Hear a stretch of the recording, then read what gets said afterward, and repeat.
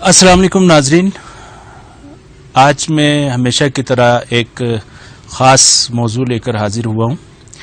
میں اس وقت اسکردو میں ہوں اور یہاں کی جو ہے بلتستان کی ایک بڑی تاریخی حیثیت ہے، اس بارے میں آج ہم نے بات کرنی ہے۔ میرے ساتھ موجود ہیں سید محمد عباس کاظمی صاحب، جو مشہور اسکالر بھی ہیں، ادیب بھی ہیں، کالم نگار بھی ہیں اور محقق بھی ہیں۔ السلام علیکم۔ السلام علیکم۔ کاظمی صاحب، آپ ذرا ہمیں خطہ بلتستان کے بارے میں تھوڑا سا بتائیے۔ بسم اللہ الرحمن الرحیم۔ اس کرۂ ارض پر جتنے بھی وہ ہیں وہ سب ایک ساتھ بنے ہیں، لیکن اس نام کے حساب یہ کہ سے یہ علاقہ کیسے موسوم ہوا اور کیسے مشہور ہوا، اس کے بعد کیا کیا تبدیلیاں آ گئی۔ جی، اب دیکھیں جناب، میرے پاس کچھ ویسٹرن جو جیوگرافر ہیں اور جغرافیائی نقشہ، پولیٹیکل نقشہ بنانے والے لوگ ہیں، جی، ان کی جناب عالی طرف سے ایشو کردہ 2-3 میرے پاس پکچر موجود ہیں۔ اس میں ہندوستان کے بارے میں پہلی صدی عیسوی یا 1 سال قبل جب عیسوی 2-3 انہوں نے نقشے دیے ہیں۔ اس دور میں ہندوستان اور افغانستان، یہ بر صغیر پاک و ہند جو ہے، ان کی پولیٹیکل ڈویژنز کیا تھی، کون سا ملک کہاں تھا، کون سا اسٹیٹ کہاں تھا، کون سا کہاں تھا۔ اس میں جناب عالی کشمیر جو ہے اس کے ساتھ بالکل ملا ہوا، کشمیر کے شمال میں یہ قراقرم پہاڑیوں کے ساتھ ہمالیہ اور قراقرم کے درمیان ایک جگہ کا نام انہوں نے بیالتے لکھا ہوا ہے۔ جی، بیالتے اسپیلنگ ہے BYALTAE، بیالتے۔ جگہ کے بارے میں صرف نام لکھا ہوا ہے، مزید اس کے بارے میں کچھ تفصیلات نہیں ہے۔ صحیح۔ جی ہاں۔ اور اس کے بعد ایک پولمے نام سے یونانی ایک مورخ گزرا ہے، جو سکندر اعظم کی فوج میں وہ جنرل بھی تھا اور حال احوال بھی لکھتا تھا۔ اس نے بھی ہمارے اس علاقے کا ذکر کیا ہے بالتی کے نام سے۔ صحیح۔ وہ اس حوالے سے کیا ہے کہ بھئی یہ جو پوٹھوہار پنجاب کا علاقہ ہے، اس سے اوپر شمال کی طرف جو پہاڑی سلسلے ہیں، ان کی پیچھے کوئی ایسے بھی علاقے ہیں جہاں کتے کے برابر بلی سے وہ مطلب بلی کے برابر کتے ہیں جو زمین کے اندر رہتے ہیں اور وہ سونا نکالتے ہیں۔ اس حوالے سے بالتی کا ذکر اس نے کیا ہے۔ صحیح۔ ٹھیک ہے جی۔ اب بعد میں جناب علی یہ سب کے سامنے آیا، وہ بلی کے برابر یا کتے کے برابر جانور جو ہے وہ تھا جس کو بلتی میں پھیا بولتے ہیں، انگریزی میں مارمٹ بولتے ہیں، اور وہ زمین دوست وہ اپنے سرنگیں بنا کر ان میں رہتے ہیں، اور جب وہ اپنے لیے جگہ بنانے کے لیے زمین کھود کر ساری مٹی باہر نکالتے ہیں، تو اگر وہاں اندر سونا ہے تو وہ سونا بھی باہر نکالتا ہے۔ تو لوگوں نے سمجھا کہ سونا نکالنے کے لیے انہوں نے یہ کیا۔ ایکچولی وہ اپنے لیے سردیوں میں بیٹھنے کے لیے وہ غار اور ہاں جی وہ کرنے کے لیے وہ کھدائی میں نکالتے تھے۔ اس حوالے سے لکھا ہوا ہے۔ صحیح۔ اس کے بعد جناب علی آپ مرزا حیدر گورگان کی جو تاریخ رشیدی ہے، اس میں بھی جناب علی بالتی ہمارے اس علاقے کے نام سے بالتی اس نے ذکر کیا ہے۔ اور اس کے بعد جناب علی پھر لداخی اور آگے پیچھے کے کچھ حوالوں میں اس کو پھر بالتی ملک یا بالتی دیس یا بالتی مقام، اور یہاں رہنے والوں کو بالتی پا، بلانگنگ ٹو بالتی یول ہو گیا۔ اب بالتی یول بعد میں پرشینائز ہو گیا تو وہ بلتستان ہو گیا، ایک نام تو یوں چلتا ہے۔ لیکن لداخ میں کچھ اور نام بھی ہیں یہاں پر بلتستان کے لیے، ننگن۔ اچھا۔ ننگن، اس کی زیادہ کوئی توجیہ یا کوئی ایٹمولوجی کتابوں میں نہیں ہے۔ ایک اور جناب عالی نام ملتا ہے ٹرویل، گندم اگانے والی جگہ، گندم اگانے والا ملک، صحیح. تو اس سے ہمیں یہ پتہ چلتا ہے کہ ہمارے اس علاقے میں یہ گندم کی کاشت بہت پہلے سے ہوتی تھی، جبکہ آس پاس کے علاقوں میں لداخ وغیرہ، کرگل وغیرہ ان میں یہ چیزیں تبت میں نہیں ہوتی تھی. صحیح. ہاں جی. صحیح. اب یہاں گندم ہوتی تھی تو یہ تو ایک اسپیشلٹی ہو گئی. جی. تو اس سے جناب علی نام پڑ گیا جناب علی پرویول. مثال کے طور پر ابھی پنجاب میں بہت ساری جگہ ہیں جہاں آم بہت اچھا ہوتا ہے، تو ہم کہہ سکتے ہیں کہ یہ مینگو گروونگ جناب علی وہ ہے. اس طرح چینی زبان میں ہمارے اس علاقے کے لیے انہوں نے شروع میں جناب علی پولولو، اس کے بعد کے جناب علی وقت کے ساتھ ساتھ یہ جو زبان لہجے بدلتے جاتے ہیں، ہاں جی، یا پولیٹیکلی کچھ اس میں تبدیلی آتی ہے، تو پولولو، پولویو، پلور نام ہے ابھی بھی ان کی پرانی کتابوں میں اس علاقے کے لیے. اسی حوالے سے اور اس میں یہ جو سلسلہ جو کراکرم ہے اس کے جنوب کی طرف رہنے والوں کو وہ پلولو پلولو پلو کہتے ہیں، پلور کہتے ہیں. اسی حوالے سے گلگت والے جناب ہمیں پلو کہتے ہیں. ہمارے لوگوں جو ان کی تاریخ سے ناواقف ہیں تو وہ سمجھتے ہیں پتہ نہیں یہ کون سا برا نام ہے، ہمارے لوگ برا مناتے ہیں. میں ہمیشہ کہتا ہوں یہ ایسی کوئی بات نہیں ہے، چینی کتابوں میں یہ نام ہے، چینی زبان میں ہمارے یہی نام. تو جناب علی بعد میں جناب علی جب اس کا عربوں کے ساتھ فارسی ان کے ساتھ جب انٹریکٹ ہوا تو جناب علی اس چونکہ عربی میں پے کا الفابیٹ نہیں ہے، وہ ابھی بھی جناب علی پے جہاں ہوتا ہے اس کو بے سے لکھتے ہیں. جس طرح پاکستان کو وہ ابھی بھی پاکستان لکھتے ہیں، تو پلور کو جناب علی وہ بلور لکھا، پھر وہی پرشنائز ہو گیا بلور سے بلورستان. تو پرانی کتابوں میں کوہ بلور، بلورستان، بلوری شاہ، بلور علاقے کا بادشاہ، بلوری شاہ، اس طرح کے نام جو ہے مختلف حوالوں سے ملتے ہیں.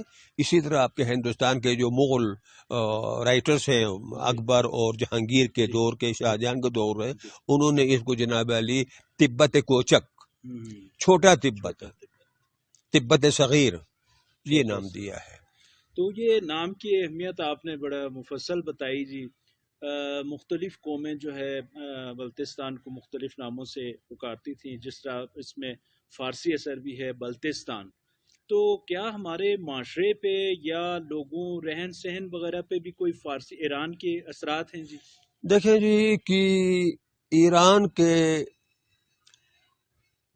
دو طرح سے بڑے زبردست اثرات ہمارے یہاں مرتب ہوئے ہیں. ایک تو سیاسی، دوسرا مذہبی. سیاسی حوالے سے بلتستان کا ایران کے ساتھ تعلق بنتا ہے 5ویں صدی قبل مسیح میں. ایران کے پہلے شہنشاہ کوروش کبیر، جس کو انگریزی میں سائرس دی گریٹ کہا جاتا ہے، اس کے دور سے بنتا ہے. اس ہمیں تاریخی حوالوں سے اس طرح ملتا ہے کہ جناب علی کوروش کبیر نے پہلے مصر فتح کیا، پہلے ایران پر اس نے کنسالیڈیٹ کیا اپنے آپ کو، اس کے بعد مصر کی طرف اس نے فتح کیا، پھر ترکی اور کچھ یونانی جگہوں کو بھی اس نے فتح کیا، بہت بڑی سلطنت بنائی. اس کے بعد پھر وہ نارتھ کی طرف، یہ ترکستان آج کل کا جناب علی ازبکستان، ترکمانستان وغیرہ کی طرف وہ بڑھا، وہاں بھی کافی فتوحات کی. تو غالباً یا تو اس کے علم میں پہلے سے آیا ہوا تھا یا بعد میں جناب علی کسی نے اس کو بتایا کہ یہ جی یہ کوہ بلور سے اس طرف جنوب میں یہ جو ہند کا بڑا علاقہ ہے یہ ہر قسم کے دولت سے مالا مال ہے، اور وہاں کوئی مضبوط حکومت بھی نہیں ہے، لیکن علاقہ بہت دولت مند ہے. تو اس نے ارادہ کیا کہ میں پھر ہندوستان پر، یہ ہند پر میں حملہ کروں گا تاکہ میرے جناب علی اکنومیکلی میری اسٹیٹ جو ہے وہ اسٹیبل ہو جائے.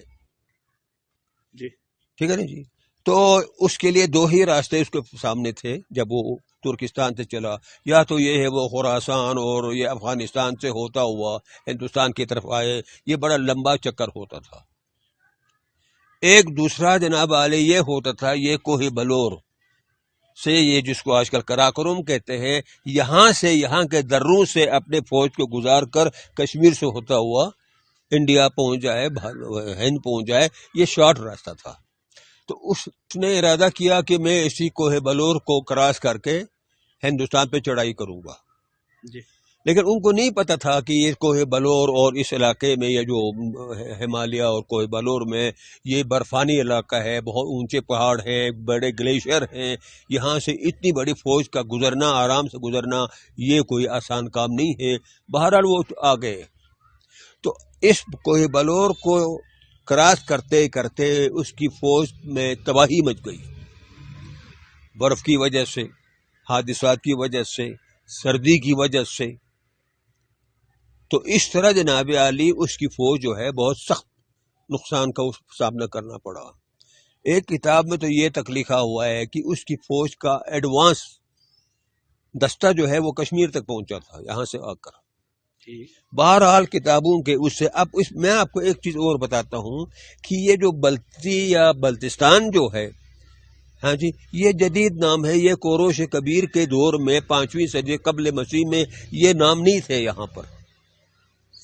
یہاں مطلب پہاڑی قسم کے، آزاد قسم کے، وحشی قسم کے لوگ تھے، کوئی ایسی حکومت بھی نہیں تھی، ایسا کوئی سویلائزیشن بھی نہیں تھی کہ ان کے تاریخی ریکارڈ جو ہے کسی نہ کسی حوالے سے ہمیں مل جائے۔ تو جب وہ یہاں آیا تو اس کی فوجوں نے جناب علی آگے جانے سے انکار کر دیا۔ ہم جناب علی بہت برا حال ہے ہمارے ہاتھ پیر جل گئے ہیں، یہ سردی ہے، ہمارے لوگ مر گئے ہیں، ہم اس سے آگے نہیں جاتے۔ تو وہ بڑا مجبور ہو گیا، مجبور ہو کر اس کو جناب علی یہاں رکنا پڑا۔ اب اس کے لیے جناب علی میں آپ کو بتا رہا ہوں جی کہ ایک رشید اختر ندوی صاحب ہوتے تھے پاک ہند میں، بہت بڑے مشہور رائٹر ہیں وہ۔ اس کی ایک تاریخ ہے ارض مغربی پاکستان، کافی ضخیم ہے، اس میں بھی ان کا ذکر ہے۔ اس میں لکھتا ہے کہ جناب علی یہ جو کوروش کبیر وغیرہ کا یہ جو ہخامنشی فوج جو ہے، یہ دریائے سندھ کے بالائی کوہستانی علاقوں میں تک پہنچ گیا جہاں یہ رشکا کے کھیت ہیں۔ رشکا جی یہ شاید فارسی نام ہے، ہمارے یہاں اس کو بکسک بولتے ہیں، جو زیادہ تر گھوڑے کو جناب علی کھلایا جاتا ہے، اس کے جناب علی کھیت۔ تو جناب علی یہاں اب اس نے واپس بھی تو جانا تھا، جب آگے نہیں جا سکا اسے واپس جانا تھا۔ اب وہ اس کی وجہ سے جناب علی پھر برفباری ہوگی اور راستہ بند ہوا ہوگا، اس کو انتظار کرنا پڑا ہوگا کہ بھائی دوبارہ یہ راستے کھل جائیں تو ہم چلے جائیں۔ تو ان کو یہاں پر کچھ عرصہ، کچھ مہینے رکنا پڑا۔ اس دوران انہوں نے دیکھا کہ بھئی یہاں کے لوگ گھوڑوں پر ایک کھیل کھیلتے ہیں، گول چیز کے ساتھ کھیلتے ہیں، وہ وہی بلتی یا تبتی پولو تھا۔ ان کو بہت اچھا لگا، گھوڑے تو ان کے ساتھ تھے، گھوڑوں پر دوڑنا، یہ مطلب حملے کرنا، جنگ کرنا، دوڑانا، یہ تو ان کا مشغلہ تھا۔ تو ان کو چھوٹا سا مشغلہ مل گیا، چلو جنگ نہ صحیح، پولو ہی کھیلتے ہیں ہمارے گھوڑوں پر، ٹھیک ہے جی۔ اور ایرانیوں کو یہ اتنا پسند آیا کہ جب یہ لوگ واپس گئے اپنے علاقے میں، اپنے ملک میں، اس کو انٹروڈیوس کیا، لیکن نام انہوں نے چینج کیا، اپنا کوئی نام لگایا، چوگان کے ہیں، ٹھیک ہے نا جی۔ لیکن باقی دنیا میں جناب علی یہ جب پھیل گئی تو جناب علی اس کو ابھی بھی پولو ہی کہتے ہیں۔ امریکہ میں کھیلے پولو، برٹش میں، برطانیہ میں کھیلیں پولو، ہندوستان میں پولو، آسٹریلیا میں کھیلتے ہیں لوگ پولو، ہر جگہ یہاں بھی پولو۔ پولو اصل میں بلتی تبتی زبان میں گول چیز کو بولتے ہیں، اچھا، راؤنڈ تھنگ، کرہ نما، ٹھیک ہے جی۔ تو گیند ہوتا ہی، کوئی بھی گیند ہو وہ گول ہی ہوتا ہے، ٹھیک ہے نہیں جی۔ ایک یہ چیز جناب علی مطلب ایرانیوں نے ہم سے سیکھا، اس تبتی لوگوں سے سیکھا، اس علاقے کے لوگوں سے سیکھا۔ اب کوروش کبیر جو ہے وہ زرتشتی مذہب کا پیروکار تھا، اس کا بہت بڑا دائی تھا وہ۔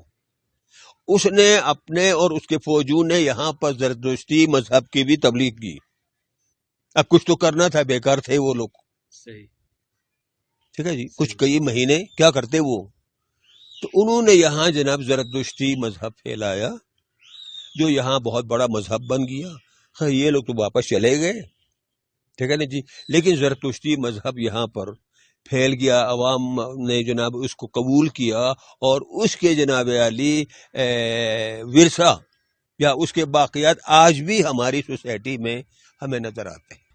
مثال کے طور پر یہ ہے کہ جناب علی ہمارے یہاں بہت قدیم سے یہ 21 مارچ کو جناب علی ایک سردیاں گزرنے کا ایک فنکشن ہوتا ہے جی جی نوروز کے نام سے۔ جی اس دن پولو کھیلتے ہیں، اس دن انڈوں کو پکا کر رنگ کر کے ان کو ٹکراتے ہیں، میوزک وغیرہ ہوتا ہے، صحیح، ٹھیک ہے جی۔ یعنی ایران کی یہ ایرانی جناب، یہ ان کے ذریعے جناب علی ہے، اور آج بھی جناب علی یہ نوروز جو ہے وہ لوگ مناتے ہیں، لیکن پہلی والی بات یہ نہیں۔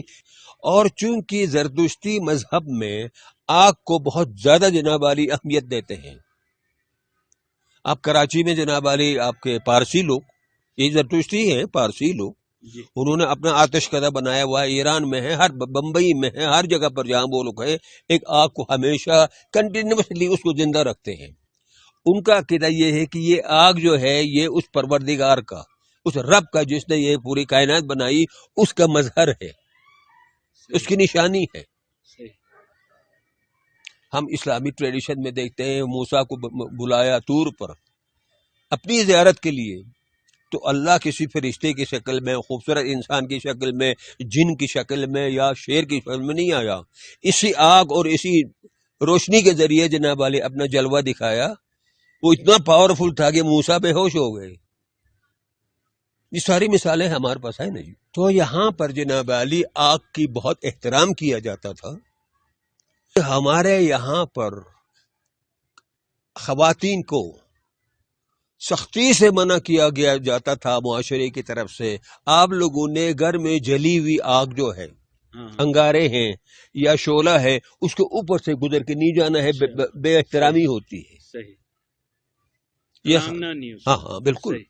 اور یہ ابھی بھی جو ہمارے کرگل اور لداخ میں اور ہمارے یہاں جو دیہاتی علاقے ہیں، ان میں ابھی بھی پرانی جو عمر رسیدہ عورتیں خود ہی جھجکتی ہیں کسی آگ کے اوپر سے گزرتے ہوئے، وہ کوشش کرتے ہیں کہ یہاں گھوم کے جائیں۔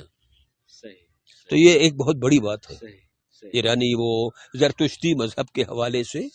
اور اسی طرح جناب علی ہمارے یہاں پرانے نام بھی ملتے ہیں، خیر وہ چھوٹی چھوٹی باتیں ہیں یہ ہے۔ اور یہاں پر ایک بد دعا تھی، اگر کسی نے کسی کو بد دعا دینا ہے کہ اس تیرا گھر اجڑ جائے یا تو لاولد ہو جائے، تو اس کو کہتے تھے تجھ پر چھت تھا، کہ تمہارے گھر کی آگ بجھ جائے۔ آگ دعا اس وقت ختم ہو جاتا ہے جب اس گھر میں کوئی آگ جلانے والا انسان نہ ہو، یا وہاں کی آگ بجھ جائے تو پھر دعا بھی ختم ہو جاتا ہے۔ یعنی آگ کو قدرت کی ایک بڑی زندگی کی جناب نشانی، ضمانت سمجھتے کیا جاتا ہے۔ ناظرین، بڑی خوبصورت کلچر کے اوپر گفتگو ہو رہی ہے۔ ایک لکھتے ہیں میں یہاں پہ ایک وقفہ، اس کے بعد پھر حاضر ہوتے ہیں۔